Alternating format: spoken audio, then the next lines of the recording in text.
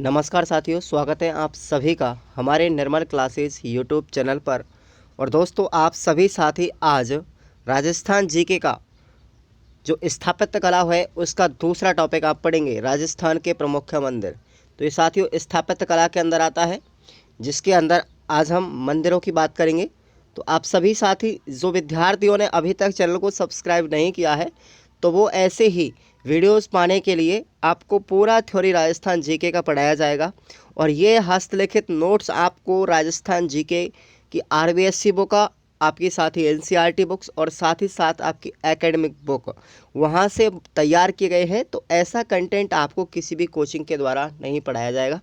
तो साथियों, मैं केवल यही कहना चाहूँगा कि आप लोग अगर इन नोट्सों को पढ़ते हैं तो आपका राजस्थान का कोई भी प्रतियोगी एग्जाम हो जिसमें राजस्थान जीके पूछा गया हो, वो सारे के सारे प्रश्न इन्हीं नोट्सों से आपके फंस रहे हैं। और मैं आपको प्रूफ के साथ भी बताऊंगा कि कहाँ से प्रश्न किस टाइम पूछा गया है।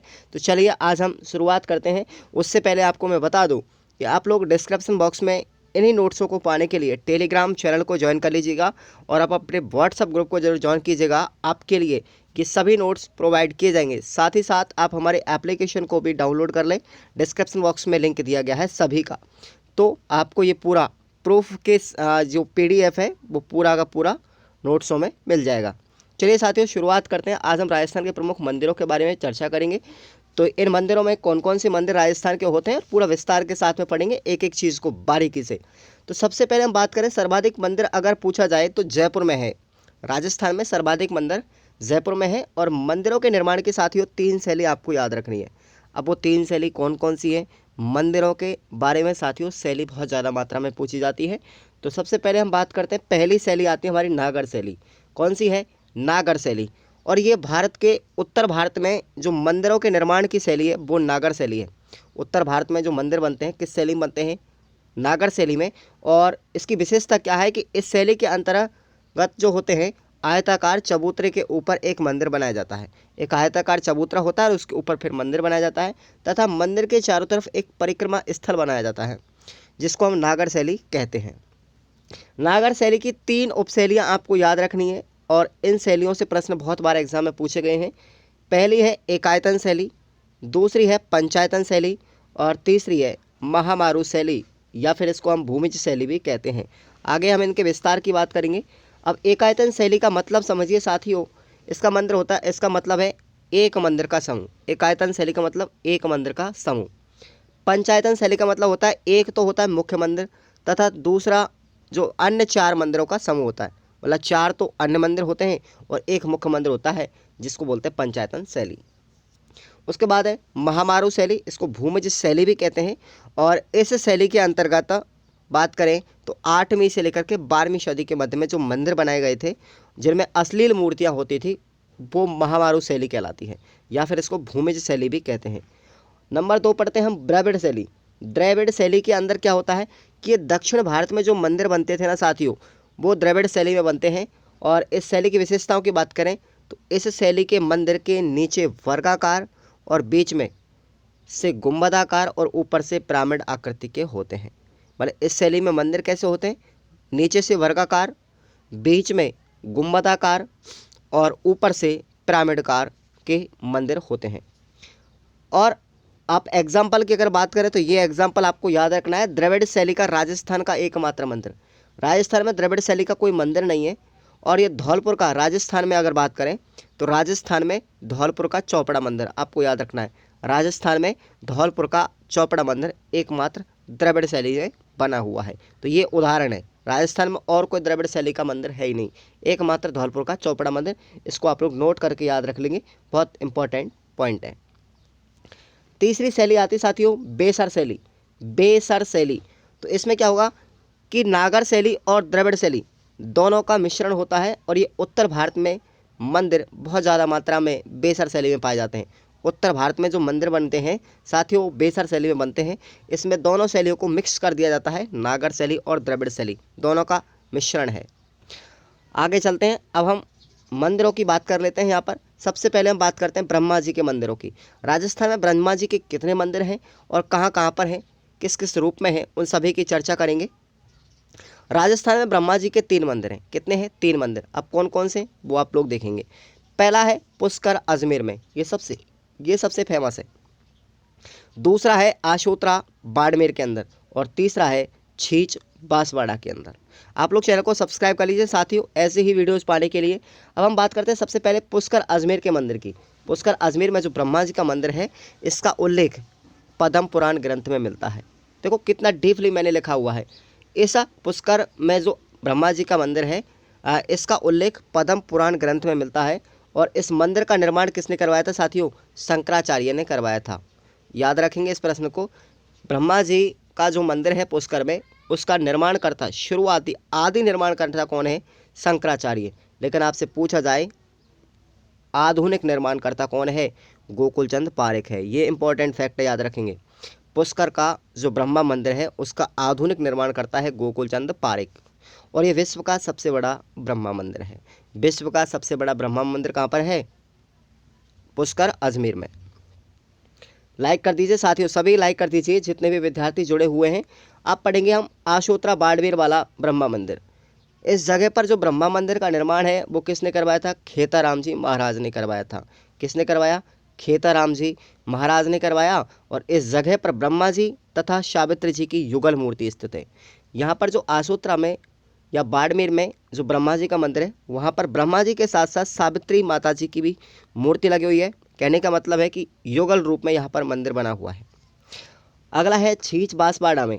छींच पड़ता हमारा बांसवाड़ा जिले के अंदर, और यहाँ पर भी ब्रह्मा जी की आदम कद मूर्ति है। आदम कद का मतलब समझते हो? आदमी के बराबर आकृति की। आदमी के आकृति के बराबर यहाँ पर ब्रह्मा जी की मूर्ति लगी हुई है। अब पढ़ते हैं हम सावित्री माता का मंदिर। साथियों, ये सावित्री माता का मंदिर है वो रत्नागिरी पहाड़ी अजमेर में स्थित है। और इस मंदिर के बारे में बात करते हैं तो सावित्री माता जी का जो मंदिर है साथियों, रत्नागिरी पहाड़ी अजमेर में, यहाँ पर राजस्थान का तीसरा रोपवे बनाया गया है। अब हम रोपवे की बात करेंगे। राजस्थान में अब तक 6 रोपवे बन चुके हैं, ठीक है ना। उन 6 रोपवेों की बात करेंगे वर्तमान में। किसी दिन मैं आपको रोपवे पर पूरा वीडियो बना दूंगा, छोटा सा कैप्सूल बना दूंगा इसके बारे में कि राजस्थान में 6 जो रोपवे हैं वो कौन कौन सी जगह पर है। तो तीसरा नंबर का जो रोपवे हमारा है सावित्री माता मंदिर में अजमेर में रत्नागिरी पहाड़ी पर है, ठीक है। रोपवे का मतलब होता है उड़न खटोला, हिंदी में बोलते हैं उड़न खटोला। उड़न खटोला ये आपको याद रखना। रोपवे का मतलब होता है उड़न खटोला, हिंदी में बोल सकते हैं। तो ये हमारा तीसरा रोपवे है यहाँ पर सावित्री माता मंदिर अजमेर रत्नागिरी पहाड़ी पर। और पहला रोपवे तो आपको पता है ही है, सुंधा माता मंदिर में जालौर के अंदर, सुंधा माता मंदिर जालौर में, ठीक है। अगर दूसरा रोपवे पूछे तो मनसा माता अन्नपूर्णा बोल सकते हैं, जो उदयपुर में है, ये दूसरा रोपवे है। और तीसरा रोपवे हमारा ये है ही है।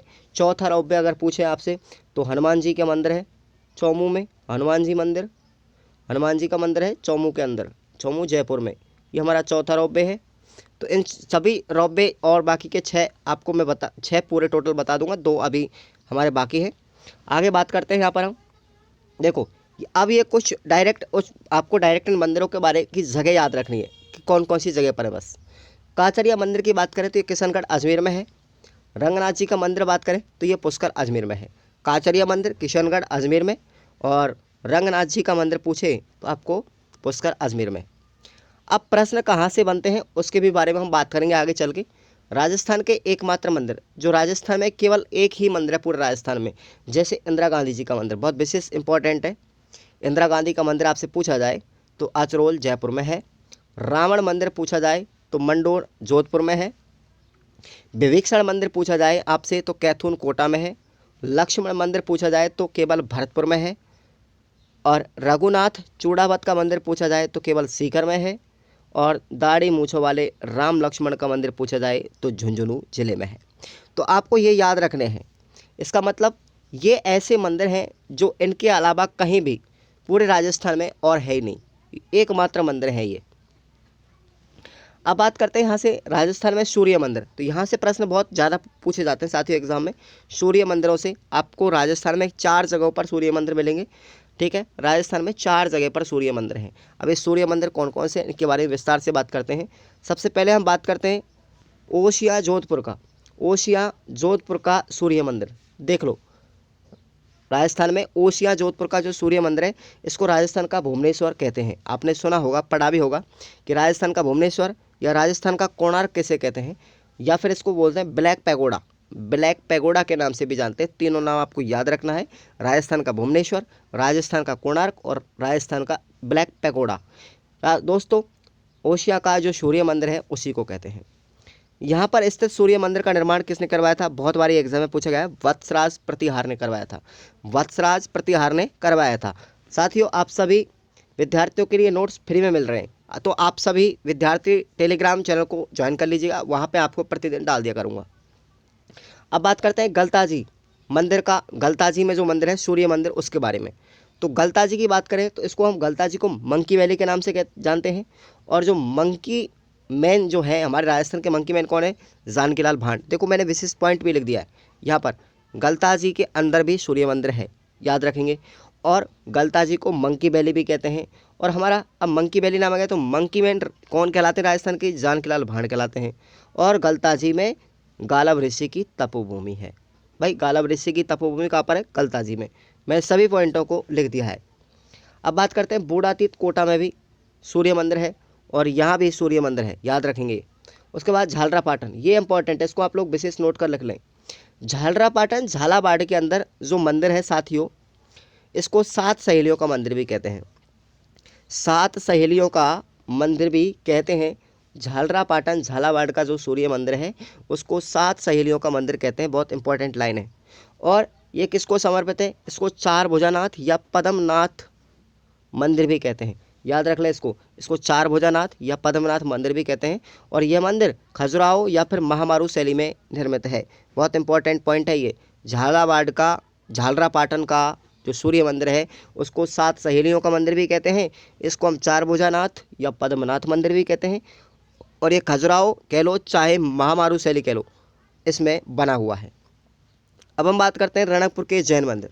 रणकपुर के जैन मंदिर भी बहुत बार एग्जाम में पूछे गए हैं कि भाई ये किस नदी के किनारे बने हुए हैं, इसका निर्माणकर्ता कौन है, ठीक है, और इसके वास्तुकार कौन है, तो इन सभी के बारे में हम चर्चा करेंगे।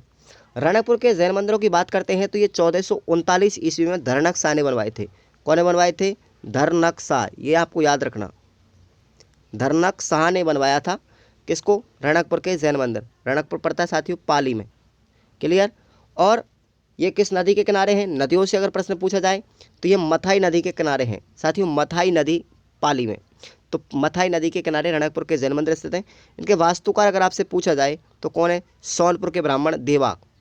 इनके वास्तुकार कौन है? देवाक। आपको याद रखना है, देवाक भी लिखा सकता है, कहीं भी आपको देवपाक भी मिल सकता है, कुछ भी आ जाए, ठीक है।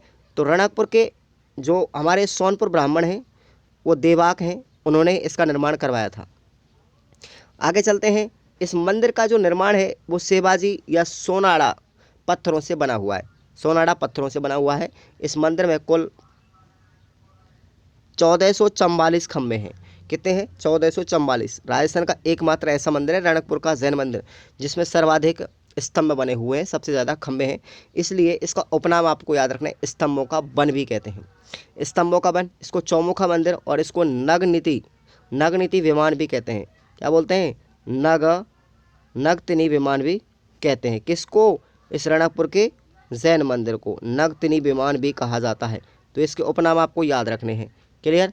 स्तंभों का वन कहते हैं, चौमुखा मंदिर कहते हैं, इसको नगतिनी विमान भी कहते हैं। आगे चलते हैं। अब देखिए, रणकपुर के जैन मंदिर के बारे में फर्ग्यूसन का एक कथन है, ये बहुत इंपॉर्टेंट है। इन्होंने कहा था कि मैंने इतना सुंदर भवन कहीं नहीं देखा जिससे स्तंभों का वर्गीकरण इतना आकर्षक है। भाई, मैंने आज तक इतना सुंदर भवन कहीं पर भी नहीं देखा जिसमें स्तंभों का वर्गीकरण इतना आकर्षक है। ये कथन किसका है? फर्ग्यूसन का। किसके बारे में है? रणकपुर के जैन मंदिर के बारे में है, क्लियर। अब हम बात करते हैं देलवाड़ा के जैन मंदिरों की, और यहाँ से प्रश्न एग्जाम में पूछा जाता है। तो ये रणकपुर के जैन मंदिर है साथियों, ये बहुत इंपॉर्टेंट है। सबसे ज़्यादा इंपॉर्टेंट अगर पॉइंट है तो देलवाड़ा के जैन मंदिर, माउंट आबू, शिरोई, ठीक है ना। अब यहाँ पर ये रणकपुर के जैन मंदिर है 5 हैं, और ये पांचों मंदिरों का एक समूह है। ये पांचों मंदिरों का क्या है? एक समूह है। और ये आपको विशेष रूप से पांचों ही पॉइंट याद रख के जाने हैं। पांचों मंदिरों के बारे में क्या क्या कहानी है, यहाँ से प्रश्न एग्जाम में बिल्कुल 100% पूछा जाता है। तो देखिएगा, पहला आता है हमारा बिमल शाही जैन मंदिर। पहला मंदिर कौन सा है? बिमल शाही जैन मंदिर। देलवाड़ा में पहला जैन मंदिर है बिमल शाही जैन मंदिर। इसका निर्माण की बात करें तो 1031 में करवाया था, लेकिन करवाया किसने था? बिमल शाह के द्वारा करवाया गया था, जो कि गुजरात के शासक भीमदेव सोलंकी के मंत्री थे। भाई निर्माण किसने करवाया था? बिमल शाह ने। ये बिमल शाह कौन थे? गुजरात के शासक भीमदेव सोलंकी के मंत्री थे। अगर आपसे पूछा जाए कि बिमल शाह जैन मंदिर का वास्तुकार कौन था, तो साथियों याद रखना कीर्तिधर। कौन है? कीर्तिधर है। और इस मंदिर के निर्माण के लिए जो भूमि दान में दी थी वो किसने दी थी? आबू के शासक घुंघरू ने दी थी। आबू का शासक था जिसका नाम था घुंघरू, उन्होंने इस बिमल शाह जैन मंदिर के निर्माण के लिए भूमि दान में दी थी। इस मंदिर में सप्त धातु से निर्मित भगवान आदिनाथ की प्रतिमा है, जो हीरों से बनी हुई है। तो बहुत बार एग्जाम में पूछा गया है कि भाई बिमल शाह का जो जैन मंदिर है किसको समर्पित है? आदिनाथ को समर्पित है। आदिनाथ को समर्पित है, आप चूकना नहीं है, ऐसे ही प्रश्न एग्जाम में आते हैं बहुत बार। अब कर्नल जेम्स टॉड का एक कथन है बिमल शाह जैन मंदिर के बारे में। कर्नल जेम्स टॉड ने क्या कहा है कि ताजमहल के बाद अगर भारत में कोई भवन है तो वो क्या है? बिमल शाह का मंदिर है। बिमल शाही मंदिर है। अगर ताजमहल के बाद अगर सबसे कोई भव्य इमारत भारत के अंदर है तो वो बिमल शाह का मंदिर है। और ये कथन, ये स्टेटमेंट कर्नल जेम्स टॉड का है, विशेष इंपॉर्टेंट है, इसको याद रख के जाइएगा। अब दूसरा आता है हमारा मंदिर लूण बसई मंदिर। लूण बसही जैन मंदिर है, और इस साथियों याद रखना है इसको हम नेमिनाथ मंदिर भी कहते हैं, क्योंकि ये भगवान नेमिनाथ को समर्पित है। आपसे बहुत बार एग्जाम में यही प्रश्न पूछे जाते हैं ऐसे ही कि ये मंदिर किस भगवान के लिए समर्पित है, किस देवता के लिए समर्पित है। तो इन समर्पित जो जिसके लिए भी समर्पित है उस पॉइंट को आप लोग विशेष नोट कर लीजिए। तो देख लो, बिमल शाही जैन मंदिर, बिमल शाही किसके लिए समर्पित था? आदिनाथ के लिए। और लूण बसई किसके लिए समर्पित है? नेमिनाथ के लिए। इस मंदिर का निर्माण 1280-81 के मध्य में गुजरात के शासक धवल, गुजरात का शासक कौन था? धवल। उसके मंत्री थे, दो मंत्री थे, तेजपाल और वास्तुपाल, उन्होंने इसका निर्माण करवाया था। लूणबसे मंदिर का निर्माण किसने करवाया? तेजपाल और वास्तुपाल। ये तेजपाल और वास्तुपाल गुजरात के शासक धवल के मंत्री थे। क्लियर? आगे चलते हैं। अगर हम इस लूण बसई मंदिर के वास्तुकार की बात करते हैं तो कौन थे? सोमन देव थे। सोमन देव थे इसके वास्तुकार। इस मंदिर में नेमिनाथ की मूर्ति काले संगमरमर से बनी हुई है, और इसी मंदिर को, नोट करिएगा इस पॉइंट को, इसी मंदिर को देवरानी जेठानी का मंदिर भी कहते हैं। नोट कर लो इस पॉइंट को, भाई बहुत बार एग्जाम में पूछा गया है। आपने सुना होगा सास बहू का मंदिर किसे कहते हैं? ठीक है, वो नागदा के अंदर है। तो अब आपसे पूछा जाएगा कि दौरानी और जेठानी, मतलब देवरानी और जेठानी का मंदिर कहाँ पर है?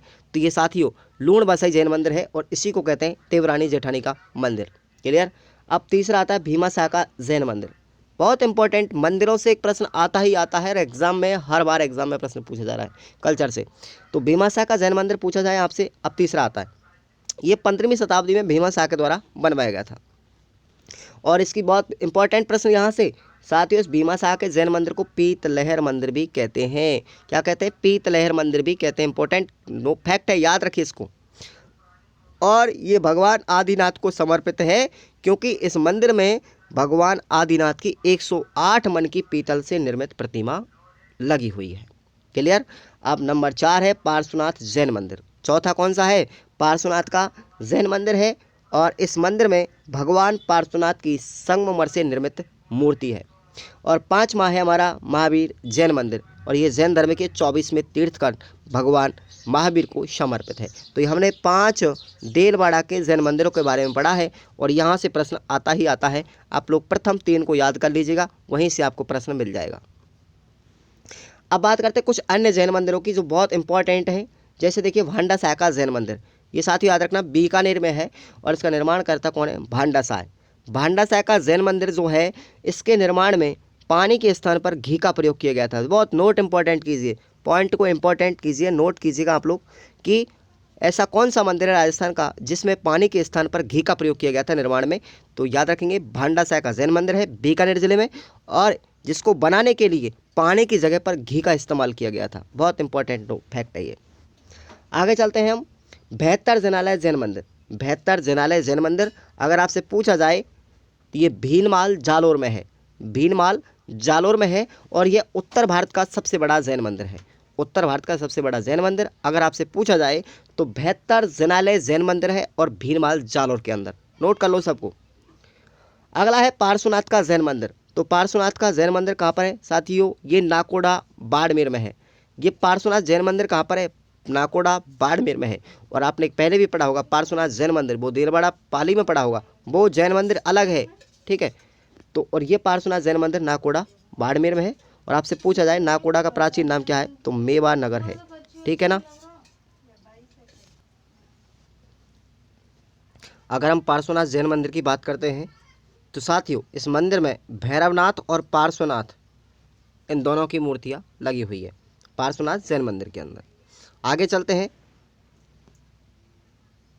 चलते हैं हमारा आगे अगला जैन मंदिर है आस पार्श्वनाथ जैन मंदिर। तो ये कहाँ पर है, लोद्रवा जैसलमेर के अंदर है। विशेष याद रखना है इसको कि यह मूमल महल या मूमल मेडी के पास में स्थित है। और इस पार्श्वनाथ मंदिर की बात करते हैं तो ये पार्श्वनाथ जी जैन धर्म के 23वें तीर्थंकर थे, उसके लिए समर्पित है। और महेंद्र में मूमल की प्रेम कथा का वर्णन मीनाक्षी स्वामी ने किया था। ये कुछ अलग से पॉइंट मैंने यहाँ पर डाल दिए हैं, इनको भी आप लोग याद रखेंगे कि महेंद्र और मूमल इन दोनों की प्रेम कथा का वर्णन किसने किया है, मीनाक्षी स्वामी ने किया है। और महेंद्र मूमल पुस्तक की रचना की अगर बात करें, आपने पढ़ा होगा हिंदी साहित्य के अंदर, तो इसकी रचना की है महेंद्र मूमल पुस्तक की लक्ष्मी कुमारी चूड़ावत ने। अब पढ़ते हैं स्वर्ण जैन मंदिर कहाँ पर है, तो देखिएगा ये फालना पाली जिले में, फालना नामक स्थान पर है पाली जिले में। और यह जैन धर्म का प्रथम स्वर्ण मंदिर है। बहुत बार एग्जाम में आया हुआ है कि जैन धर्म का प्रथम स्वर्ण मंदिर कौन सा है, तो ये स्वर्ण मंदिर है हमारा फालना पाली वाला। फालना जो पाली है उसको gateway of Godwar mini Mumbai के नाम से भी जाना जाता है। Gateway of Godwar mini Mumbai के नाम से भी फालना पाली को जाना जाता है। और ये फालना पाली के अंदर सबसे ज़्यादा बात करें तो इलेक्ट्रॉनिक सामग्री, पंखे, कूलर तथा छतों के लिए सामान भी यहाँ पर विशेष रूप से मिलता है, इसलिए प्रसिद्ध भी है ये।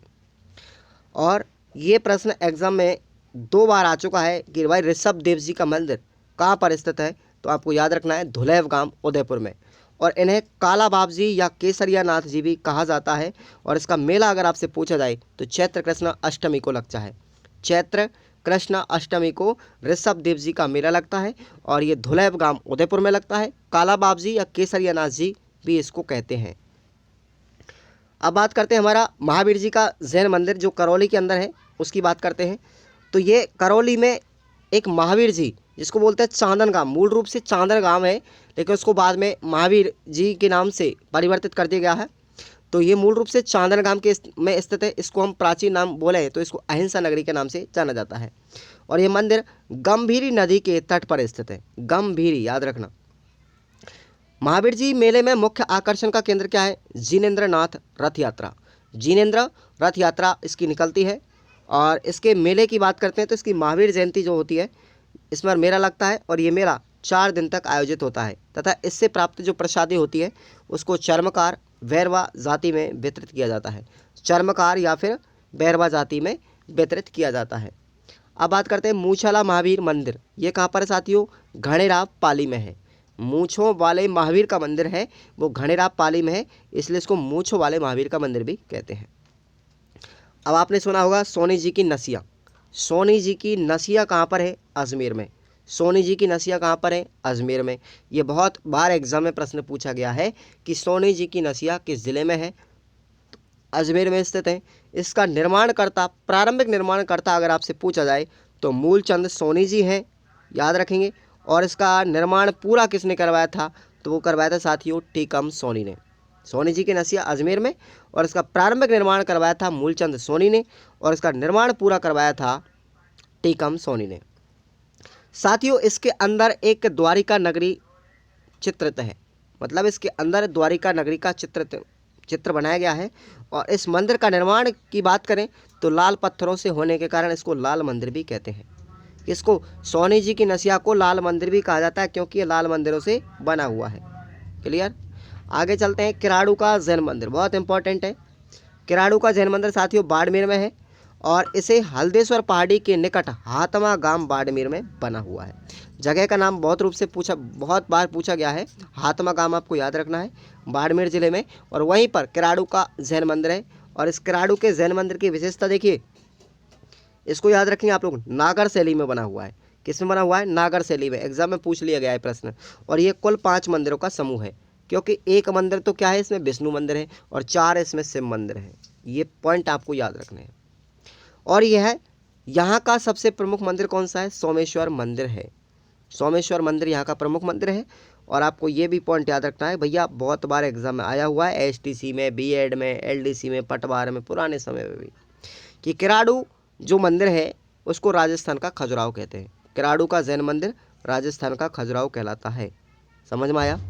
खजुराहो शैली में है, ये नागर शैली में बना हुआ है। चलिए आगे चलते हैं। एकलिंगनाथ जी का मंदिर। एकलिंगनाथ जी का मंदिर है भैया कैलाशपुरी उदयपुर के अंदर। और इसका निर्माण करवाया था बप्पा रावल ने। मेवाड़ के वास्तविक शासक थे बप्पा रावल। उन्होंने एकलिंगनाथ जी का निर्माण करवाया था। कहाँ पर? कैलाशपुरी उदयपुर के अंदर। इसके परकोटे के निर्माण की बात करें तो राणा मोकल ने करवाया था। एकलिंगनाथ जी का परकोटा किसने बनवाया था? राणा मोकल ने। हम हिस्ट्री में आगे चल के पढ़ेंगे, इतिहास को जब शुरुआत करेंगे तब। इस मंदिर को लकुलिश या पाशुपात संप्रदाय की प्रधान पीठ भी माना जाता है। ये किसको समर्पित है? लकुलिश जी को समर्पित है। पशुपात संप्रदाय की प्रमुख पीठ माना जाता है, इसलिए एकलिंगनाथ जी मेवाड़ के शासकों के कुल देवता है। ये पॉइंट मैं आपको हिस्ट्री में पढ़ाऊंगा सारी चीज़ों को। एकलिंगनाथ जी जो हैं वो मेवाड़ के शासकों के कुल देवता है। अब बात करते हैं घुसमेश्वर महादेव मंदिर। घुसमेश महादेव मंदिर कहाँ पर साथियों? ये सिवाड़ सवाई माधोपुर में है। इसकी विशेषताओं की बात करते हैं। यहाँ पर भगवान शिव का 12वां ज्योतिर्मय लिंग है। ये जो घुसमेश्वर महादेव मंदिर है ये भगवान शिव का 12वां ज्योतिर्लिंग है। यह राजस्थान का एकमात्र ऐसा मंदिर है जो 12 महीने पानी में रहता है। ठीक है ना?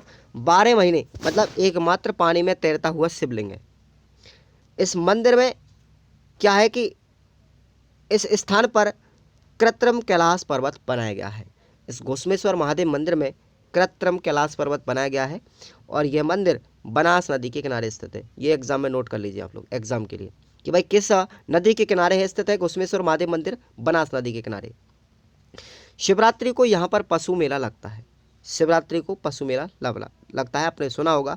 मेले जब हम पढ़ेंगे तो आगे बात करेंगे कि शिवरात्रि पशु मेला कहाँ पर लगता है? शिवाड़ सवाई माधोपुर में। शिवरात्रि पशु मेला एक करौली में भी लगता है।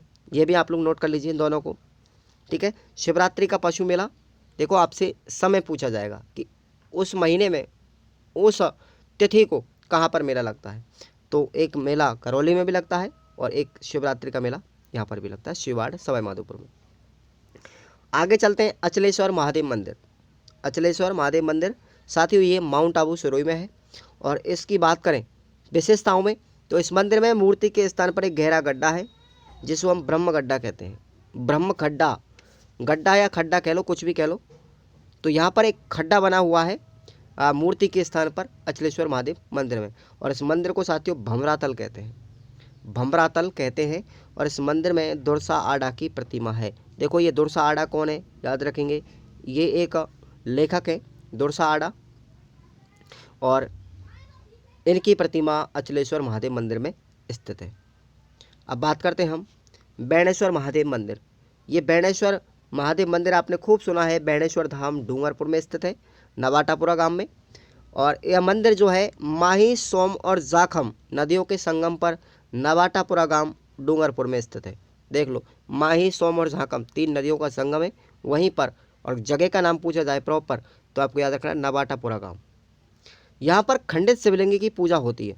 देखो यहाँ पर खंडित शिवलिंग की पूजा होती है। कहाँ पर? बेणेश्वर महादेव मंदिर में। यहाँ पर माघ पूर्णिमा को मेला लगता है। ये बहुत बार एग्जाम में पूछा गया है कि भाई बेणेश्वर का मेला कब लगता है? माघ पूर्णिमा को, जिसको हम आदिवासियों का कुंभ भी कहते हैं। आदिवासियों का कुंभ बेणेश्वर धाम। बेणेश्वर की स्थापना संत मावजी ने की थी। संत मावजी ने की थी, इसलिए संत मावजी को बागड़ का धनी कहते हैं। संत मावजी ने डूंगरपुर की स्थापना की थी या बेणेश्वर की स्थापना की थी, इसलिए बागड़ का धनी संत मावजी को कहते हैं। और आपको बता दूं, संत मावजी ने लासाड़िया आंदोलन चलाया था। क्या चलाया था? लासाड़िया आंदोलन चलाया था, इसलिए इसको बागड़ का धनी कहते हैं। लासाड़ी आंदोलन उदयपुर के अंदर चलाया था संत मावजी ने। क्लियर? आगे चलते हैं, परशुराम महादेव मंदिर। परशुराम महादेव मंदिर ये साथियों कहाँ पर है? पाली में। कहाँ पर है? ये पाली कर लीजिए इसको आप लोग, चाली नहीं है, पाली है ये। क्लियर? तो इस स्थान पर चूने से शिवलिंग बनने के कारण इसको राजस्थान का अमरनाथ कहते हैं। बहुत इंपॉर्टेंट पॉइंट है, नोट कीजिएगा कि राजस्थान का अमरनाथ परशुराम महादेव मंदिर पाली। ठीक है ना। अब अगला है मातृकुंडिया महादेव मंदिर, राशमिगाम चित्तौड़गढ़, और इसको मेवाड़ का हरिद्वार कहते हैं। नोट कर लो सभी को, मातृकुंडिया महादेव मंदिर है, राशमिगाम चित्तौड़गढ़, इसको मेवाड़ का हरिद्वार कहते हैं। अब बात करते हैं राजस्थान में हनुमान जी के मंदिर कितने हैं। राजस्थान में हनुमान जी के मंदिर कितने साथियों देखेंगे? 4 हनुमान जी के मंदिर मुख्य रूप से मैंने नोट किए हैं। पहला हमारा सालासर चोरू का, सालासर चोरू का, इसको साथियों दाढ़ी मूछों वाले हनुमान जी की प्रतिमा यहाँ पर लगी हुई है। सालासर जो चोरू का मंदिर है वहाँ पर दाढ़ी वाले हनुमान जी की मूर्ति लगी हुई है। दूसरा है मेहंदीपुर बालाजी का मंदिर जो दौसा जिले में है, और यहाँ पर जो हनुमान जी की मूर्ति है वो भूत प्रेत निवारक मूर्ति है, मतलब यहाँ पर भूत प्रेतों का इलाज किया जाता है मेहंदीपुर बालाजी दौसा के अंदर। तीसरा आपको पता होगा पांडुपोल अलवर में, पांडुपोल अलवर में भी है, और यहाँ पर शयन करते हुए हनुमान जी की प्रतिमा है, यानी कि लेटे हुए हनुमान जी की मूर्ति अगर पूछी जाए कहाँ पर है तो पांडनपोल अलवर के अंदर। और चौथा भी आपको पता होगा अंजनी माता हनुमान मंदिर, करौली में है अंजनी माता का मंदिर हनुमान जी के साथ में। इसकी विशेषता देखिएगा कि यहाँ पर दुग्धपान करते हुए हनुमान जी की प्रतिमा है, यानी कि अंजनी माता हनुमान जी को, छोटा सा बच्चा हनुमान जी है उसको दूध पिलाती हुई प्रतिमा यहाँ पर लगाई गई है अंजनी माता मंदिर में। अब पढ़ते हैं बिरला मंदिर जयपुर का। देखो बिरला मंदिर दिल्ली में भी है और जयपुर में भी है। जयपुर की बात करेंगे हम बिरला मंदिर की, तो इसका निर्माण करवाए थे साथियों गंगा प्रसाद बिरला ने, और ये उत्तर भारत का पहला वातानुकूलित मंदिर है जिसमें एसी लगी हुई है, यानी उत्तर भारत का ऐसा पहला मंदिर है जिसमें एसी लगी हुई है, और ये सफ़ेद संगमरमर से बना हुआ है। इस मंदिर के गर्भगृह में लक्ष्मी नारायण मंदिर स्थित है। इसमें अंदर आप जाओगे बिरला मंदिर में तो आपको लक्ष्मी नारायण की मूर्ति लगी हुई मिलेगी। उसके बाद में है कल्की मंदिर, ये कहाँ पर है साथियों? ये जलेब चौक जयपुर में। कल्की मंदिर ध्यान रखना, इसका निर्माण करवाया था सवाई जय सिंह ने, और ये कल्की जो है भगवान विष्णु का अवतार मानते हैं कि भगवान विष्णु का 24वां अवतार, जब ये कलयुग निकल जाएगा तो उसके बाद भगवान इस संसार का उद्धार करने के लिए अवतार के रूप में आएंगे, और वो किस अवतार में आएंगे? कल्की अवतार के रूप में आएंगे, इसलिए ये भगवान विष्णु को समर्पित मंदिर है कल्की मंदिर। आगे चलते हैं खाटू श्याम जी का मंदिर। देखिए खाटू श्याम जी का मंदिर साथियों रींगस सीकर के अंदर, रींगस जगह है और सीकर जिले में, और इसका निर्माण करवाया था अभय सिंह सिसोदिया ने। किसने करवाया था? अभय सिंह सिसोदिया ने। खाटू श्याम जी मंदिर में मेला भी लगता है, याद रखेंगे फागुन शुक्ला एकादशी को, फागुन शुक्ला एकादशी को खाटू श्याम जी मंदिर रींगस सीकर में मेला लगता है। अगला है श्रीनाथ जी मंदिर। श्रीनाथ जी का मंदिर कहाँ पर है? नाथ द्वारा राजसमंद के अंदर, नाथ द्वारा राजसमंद के अंदर, और इसका निर्माण करवाया था 1672 में राज सिंह ने। श्रीनाथ जी मंदिर का निर्माण किसने कराया था? राज सिंह ने करवाया था, महाराणा राज सिंह ने, मेवाड़ के शासक थे। क्लियर? और इसकी विशेषताओं की बात करें तो वृंदावन से इस मूर्ति को गोपाल, दामोदर और रामोतार 3 व्यक्ति थे, ये पुजारी थे। सर्वप्रथम कदम खेड़ी, जोधपुर में पड़ता कदम खेड़ी, वहाँ पर इस मूर्ति को लाए थे। भाई नेमिनाथ जी की मूर्ति थी ना, वो वृंदावन से लेकर के आए थे। कौन लाए थे? गोपाल, दामोदर और रामोतार, सबसे पहले तीनों ये लेकर के आए, और कहाँ पर रखा था? कदम खेड़ी जोधपुर में लेकर आए थे, लेकिन बाद में इसको नाथ द्वारा राजसमंद में शिफ्ट कर दिया गया था। ठीक है ना। उसके बाद इसको नाथ द्वारा लेकर के आ गए थे और वहीं पर श्रीनाथ जी की स्थापना की गई थी। चलिए अब बात करते हैं श्रीनाथ जी का मंदिर। बहुत इंपॉर्टेंट नोट याद करिए, ये वल्लभ संप्रदाय की प्रधान पीठ है। श्रीनाथ जी मंदिर नाथ द्वारा राजसमंद में जो है वो वल्लभ संप्रदाय की प्रधान पीठ है, इसको नोट कर लीजिएगा। और इसे सप्त ध्वजा मंदिर भी कहते हैं, दोनों पॉइंट नोट कर लीजिएगा, यहीं से प्रश्न पूछा जाता है भाई। एक तो ये वल्लभ संप्रदाय की प्रधान पीठ है, दूसरा इसको सप्त ध्वजा मंदिर भी कहते हैं। क्लियर? अब बात करते हैं हम द्वारकाधीश मंदिर, कांकरौली राजसमंद। द्वारकाधीश का मंदिर कहाँ पर है साथियों? ये कांकरौली राजसमंद में है, और इसका निर्माणकर्ता कौन है? राज सिंह है। और ये भी द्वारकाधीश का मंदिर भी वल्लभ संप्रदाय को, भाई द्वारकाधीश का मंदिर जो है यह मंदिर भी वल्लभ संप्रदाय को समर्पित है, वल्लभ संप्रदाय के लिए समर्पित है। और एक और याद रखना, आपको मैं बता दूं, मथुराधीश का मंदिर, मथुराधीश मंदिर ये कहाँ पर है, ये कोटा में है, ये कोटा में है। और ये भी किसको समर्पित है, वल्लभ संप्रदाय के लिए। तो तीनों पॉइंट याद रखेंगे, एक तो श्रीनाथ जी का मंदिर ये भी वल्लभ संप्रदाय के लिए है, द्वारकाधीश मंदिर काकरोली राजसमंद में ये भी वल्लभ संप्रदाय के लिए समर्पित है, और एक मथुराधीश मंदिर कोटा में ये भी आपका वल्लभ संप्रदाय के लिए समर्पित है। तो वल्लभ संप्रदाय से संबंधित जब आप संत और संप्रदाय पढ़ेंगे, धार्मिक आंदोलन, तो वहाँ पर इस पॉइंट को मैं पूरा और क्लियर करवा दूंगा। तो आपको अब तक के लिए विशेषकर ये पॉइंट याद रखने हैं। क्लियर, चलिए आगे चलते हैं। डिग्गी कल्याण जी का मंदिर, डिग्गी कल्याणपुरी आपने सुना होगा, डिग्गी कल्याण जी ये कहाँ पर है, टोंक के अंदर।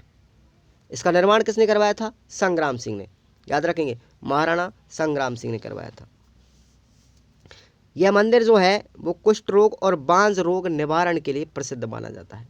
कुष्ठ रोग, कुष्ठ के रोगी, ठीक है ना, जिनको कोढ़ हो जाता है, कुष्ठ रोगियों और बांझ महिलाओं के निवारण के लिए अगर मन्नत मांगने के लिए यहाँ पर आते हैं तो उसकी मन्नत पूरी होती है डिग्गी कल्याण जी के पास। और इसको ये पॉइंट याद रखना, डिग्गी कल्याण जी जो है उसको हम कलह पीर के नाम से जानते हैं, डिग्गी कल्याण जी को कलह पीर के नाम से जानते हैं। अगला आता हमारा कुंवारी कन्या का मंदिर। देखो बहुत विशेष पॉइंट याद रखना इसको, कुंवारी कन्या का मंदिर है साथियों माउंट आबू सिरोही में, ये एग्जाम में पूछा गया प्रश्न है, इंपॉर्टेंट है ये। कुंवारी कन्या का मंदिर है माउंट आबू सिरोही में, और ये एक प्रेम मंदिर माना जाता है। क्यों माना जाता है, क्योंकि इसमें एक युवक और एक युवती के हाथ में विष का प्याला लिए हुए मूर्ति लगी हुई है, इसीलिए इसको बोलते हैं हम रसिया बाला मंदिर। कुंवारी कन्या का मंदिर आपसे पूछा जाए कहीं पर भी तो माउंट आबू सिरोही करके आना, और इसी का नाम है रसिया बालम मंदिर, रसिया बालम मंदिर, या इसको प्रेम मंदिर भी कहते हैं, क्योंकि यहाँ पर एक युवक और एक युवती दोनों एक पास खड़े हुए हैं और हाथ में अपना जहर का प्याला लिया हुआ यहाँ पर मूर्ति बनी हुई है। बात करते हैं हम सास बहू का मंदिर, आपने विशेष रूप से सुना होगा, सास बहू का मंदिर कह लो, या पर हम इसको सहस्त्र बाहू का मंदिर भी कह सकते हैं। और ये कहाँ पर है, नागदा के अंदर है, सहस्त्र बाहू का। इसका निर्माण जो करवाया था बप्पा रावल ने करवाया था। साथियों यह इस मंदिर जो है, इस मंदिर में नारी सौंदर्य का चित्रण किया गया है। सास बहू का मंदिर बहुत एग्जाम में पूछा गया है, सास बहू का मंदिर। तो मैंने आपको दौरानी जेठानी का मंदिर भी आगे बता दिया है, जैन मंदिर देलवाड़ा के, उसको भी आप लोग याद रखना। और सास बहू का मंदिर ये है ही नागदा उदयपुर में, इसको सहस्त्र बाहू मंदिर भी कहा जाता है। उसके बाद है भंडदेवरा मंदिर। देखो भंडदेवरा मंदिर ये कहाँ पर है, अटक के अंदर। अटक कहाँ पड़ता है साथियों, बारां जिले में। इसको हम हाड़ौती का खजुराहो कहते हैं, हाड़ौती का खजुराहो कहते हैं। तो देखो आपको पूरे खजुराहो के बारे में आपको एक बार बता देता हूँ। हाड़ौती का अगर खजुराहो आपसे पूछा जाए तो भंडदेवरा मंदिर बारां के अंदर। अगर पूछा जाए आपसे मेवाड़ का खजुराहो, मेवाड़ का खजुराहो क्या है, जगत अंबिका मंदिर कहाँ पर है, उदयपुर में। ये अभी हाल ही में रीट में पूछा गया है, जगत अंबिका मंदिर कहाँ पर है। देखो अंबिका मंदिर है ये साथियों, जगत नाम की एक जगह है, जगत नाम की एक जगह है उदयपुर में, अंबिका मंदिर है, अंबिका मंदिर। अगर आपसे पूछा जाए तो ये साथियों जगत जगह है एक, और ये उदयपुर में आती है, और इसी को बोलते हैं मेवाड़ का खजुराहो, मेवाड़ का खजुराहो। ये मेवाड़ का खजुराहो जगत अंबिका मंदिर। और अगर आपसे पूछा जाए हाड़ौती का खजुराहो भंडदेवरा बारां अटक, अगर और आपसे पूछा जाए राजस्थान का खजुराहो, राजस्थान का खजुराहो आपको बता दिया मैंने, किराड़ू का जैन मंदिर, किराड़ू का जैन मंदिर कहाँ पर है, बाड़मेर में। क्लियर, तो ये तीनों पॉइंट आपको याद रखने, हाड़ौती का भंडदेवरा, और मेवाड़ का जगत अंबिका उदयपुर, और राजस्थान का किराड़ू का जैन मंदिर बाड़मेर।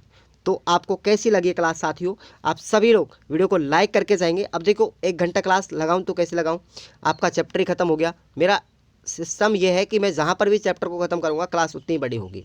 तो चैनल को सब्सक्राइब कर लीजिएगा, वीडियो को लाइक कीजिएगा, और ऐसे ही मज़ेदार वीडियो थ्योरी के पढ़ने के लिए आप लोग हमारे टेलीग्राम चैनल को ज्वाइन कर लीजिएगा, और व्हाट्सएप ग्रुप को ज्वाइन कर लीजिएगा। डिस्क्रिप्शन बॉक्स में लिंक दी गया है, उस एप्लीकेशन को भी आप लोग ज्वाइन कर लीजिएगा। चलेगा, मिलते हैं नेक्स्ट चैप्टर के साथ में, तब तक के लिए जय हिंद, वंदे मातरम।